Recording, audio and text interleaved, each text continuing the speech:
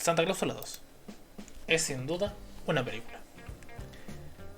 Advertencia inicial de que esto contiene spoilers, vamos a hablar de toda la película, esto no es una recomendación, esta no es una invitación a que lo veas, esto es solo un momento para hablar sobre cine, para hablar sobre esta película y trabajar en el amplio espectro, así que podés ir a verla y después volver a este video, o si quieres ves todos los spoilers y de la vez, y ya está.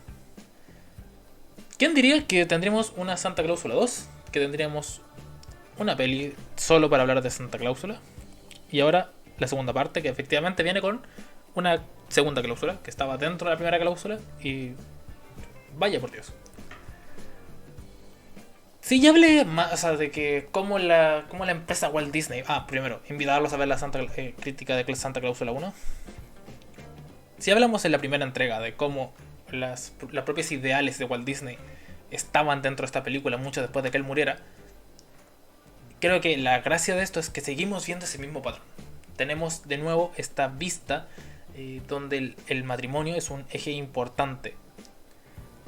La gracia es que a la vez tenemos esta vista bastante anticuada de primero cómo son los jóvenes, cómo es la escuela, de cómo debe vivir la familia, y por tanto tenemos bastantes estereotipos relacionados con todo esto.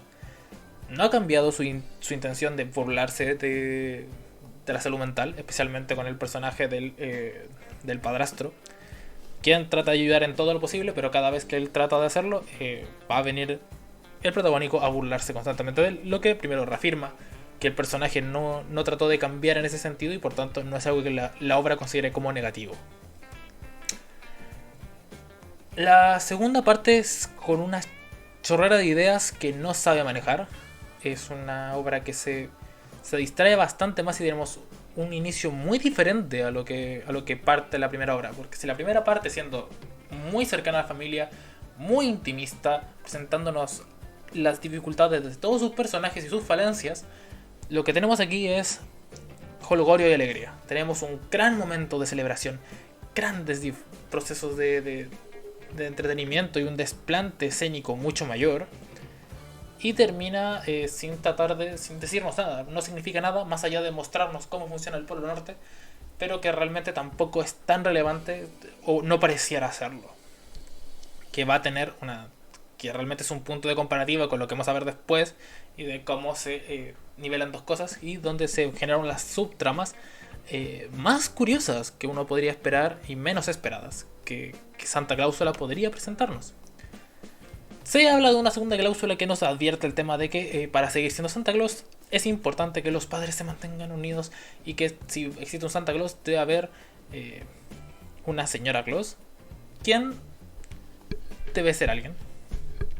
Por lo tanto se manda a Santa de vuelta a su casa, mientras él va perdiendo sus poderes mágicos Santa Clausenses y dejando de reemplazo a un robot idéntico a él, hecho a través de clonación artificial, puesto por los ingenieros de I+D, que son los propios duendes. Inesperado. De ahí se degeneran dos historias paralelas, técnicamente tres: lo que pasa en el Polo Norte y lo que pasa en la ciudad. Y en la ciudad realmente pasan dos cosas. Es el viaje de Santa por conseguir una pareja y su relación con el niño. Y del niño también hay otras dos historias, que es cómo él se relaciona con sus padres y cómo él se relaciona con su persona que le interesa. Pero porque a mí no creo que esa sea una verdadera subtrama, porque realmente solo son un personaje que parte diciendo que le gusta a alguien y a quien no vemos en el resto de la historia hasta casi llegar al final, siendo una historia que realmente solo tiene dos partes. Parte 1, donde ella le interesa a alguien, vive un viaje con su padre y termina reflejando ese viaje a través de ella. Ahí se concreta todo lo que es el arco de personaje que él debía sufrir. Mientras que el padre está en el tema de tengo un hijo revoltoso, de hecho, durante todo el proceso no logra cambiar cuál es su posición frente a su hijo, sigue siendo el mismo personaje que solo sabe darle cosas positivas, solo diciéndole que él está bien, y más allá de que lo castigue, realmente sus consecuencias reales son mínimas y nulas, incluso terminando saliendo con la directora, que es todo lo contrario, pero realmente como personaje no cambia. Y de hecho él hace cambiarla a ella, no solo acercándola a la forma de la Navidad, sino que dándole esta idea sobre sobre relajarse y sobre entender que muchas veces no es tan bueno retar a las personas. Una peli clásica de la vida, ¿no? Estamos hablando de eso, estamos hablando de la familia, de cómo se construyen las relaciones de pareja, cómo nos acercamos a la gente, cómo nos relacionamos con otros, y de repente, en el Polo Norte, deciden contarnos una historia sobre el fascismo. Y la gente que haya visto, no sé, críticas de muchas otras cosas sabrá que el tema de el fascismo es un tema que me interesa mucho porque soy de Chile y obviamente como cineasta me interesa hablar sobre la dictadura. Y de repente no me hacía presagiar que mientras yo veía a duendes bailando y a Santa Claus regalando cosas, me encontraría con una fuerte crítica hacia cómo los empleadores y el afán de un trabajo perfeccionista puede llegar a técnicas fascistas y opresoras sumamente violentas y cercanas. Es algo que probablemente mucha gente haya vivido en sus propios trabajos, no al nivel de generar una fuerza militar paralela, sino que por acatar las reglas se generan tácticas deshumanizantes. ¿A quién no le ha pasado que, ay no, es que son las reglas, tienes que hacer esto, si no, no puedes? Y uno, es que no tengo piernas, no puedo hacerlo.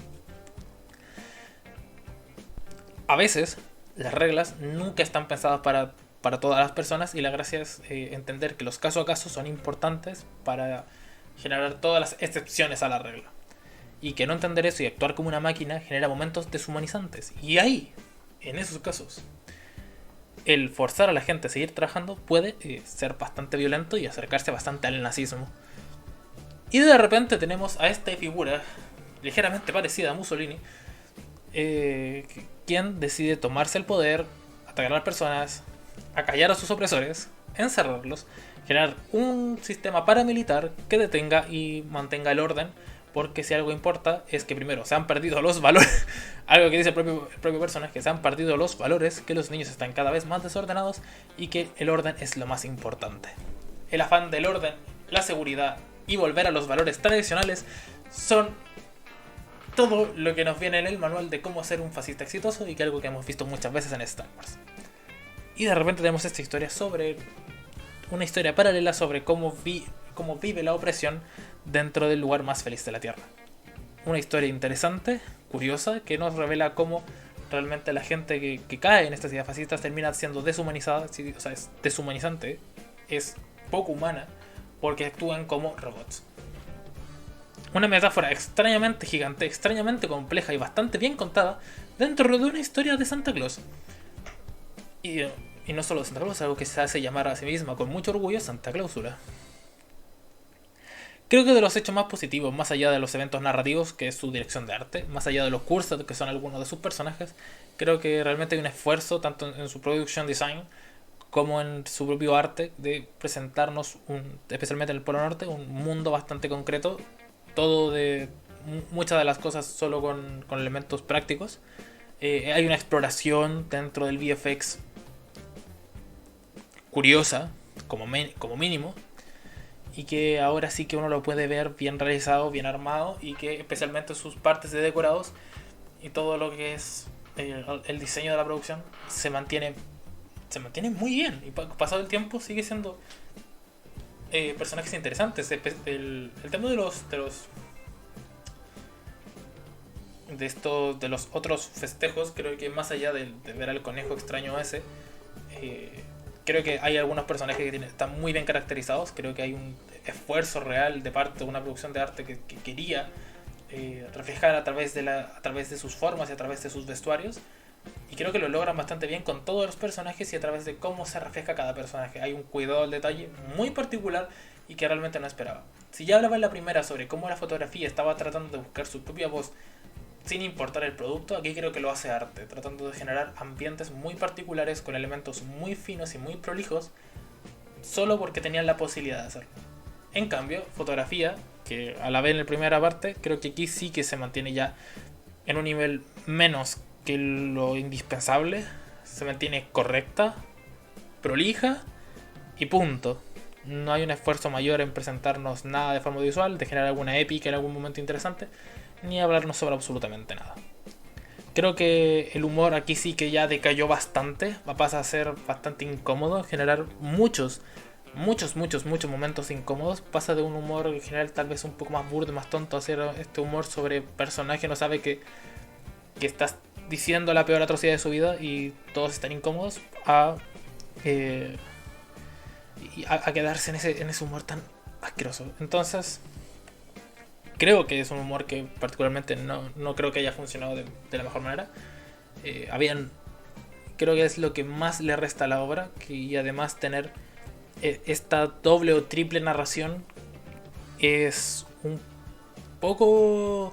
No es la palabra difícil, pero sí que distrae muchas de estas historias. Además, tampoco son tan interesantes, no están llevadas de forma interesante, y en general está llena de ruido narrativo, que es muchos personajes haciendo muchas cosas y ninguna especialmente interesante.